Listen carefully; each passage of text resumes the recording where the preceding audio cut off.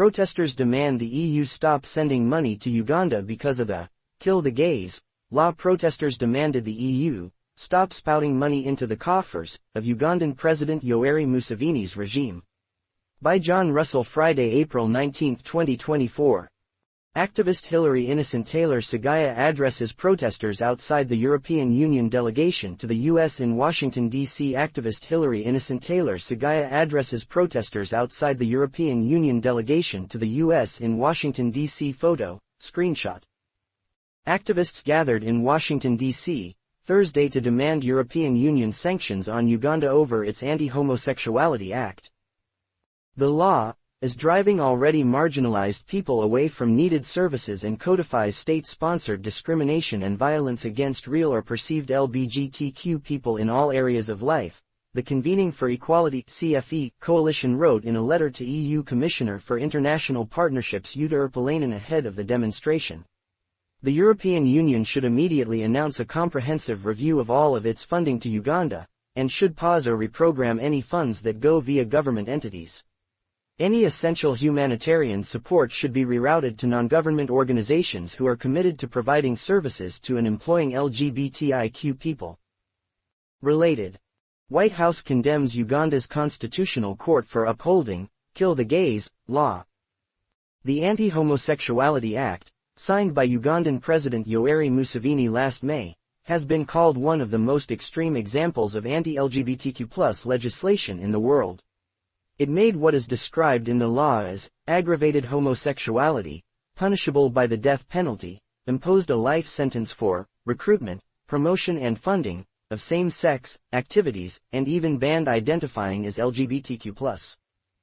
Earlier this month, Uganda's Constitutional Court struck down parts of the law, including a provision that made it a crime to fail to report homosexual acts to authorities, but upheld its draconian punishments for LGBTQ+ people. Ugandan LGBTQ+ activists have appealed the ruling, the Washington Blade reported earlier this week. The law has drawn international condemnation. Following its enactment last May, President Joe Biden called for the law to be repealed, and in January the U.S. removed Uganda from the list of nations eligible to benefit from the African Growth and Opportunity Act (AGOA), which allows eligible sub-Saharan African nations to export over 1,800 products to the U.S. duty-free. Last August, the World Bank Group suspended new loans to the East African nation, saying that the law contradicts the group's values.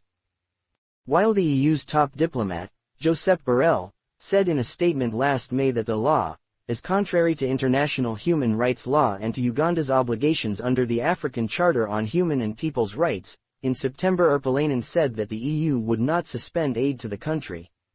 Urpilainen wrote in a letter to the European Parliament that suspending Ugandan aid would deprive the country's most vulnerable populations of vital support and would also create gaps which may be further filled by other players who do not share EU values, Reuters reported at the time.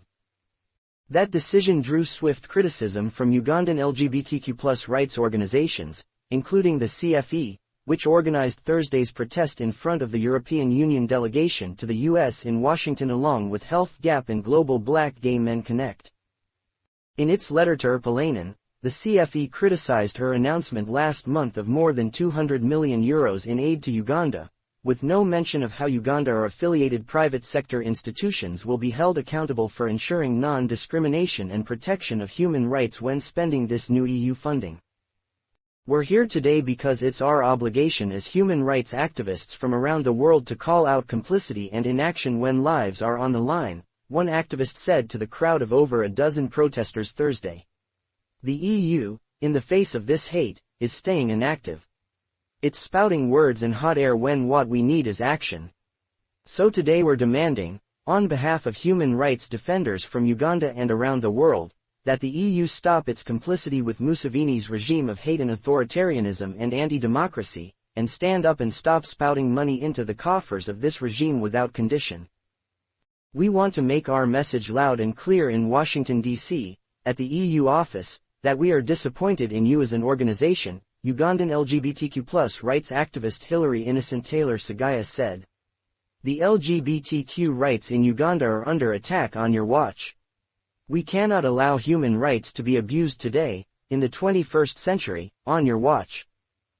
Previously, CFE leader Frank Mugisha agreed with the EU's Erpalainen that total disengagement with Uganda would be a mistake, according to Reuters, but called on the EU to fine-tune its aid to the country in ways that ensure that those who spout hatred and catalyze violence and discrimination against LGBTIQ people, including Ugandan government officials, won't benefit from EU taxpayers' money.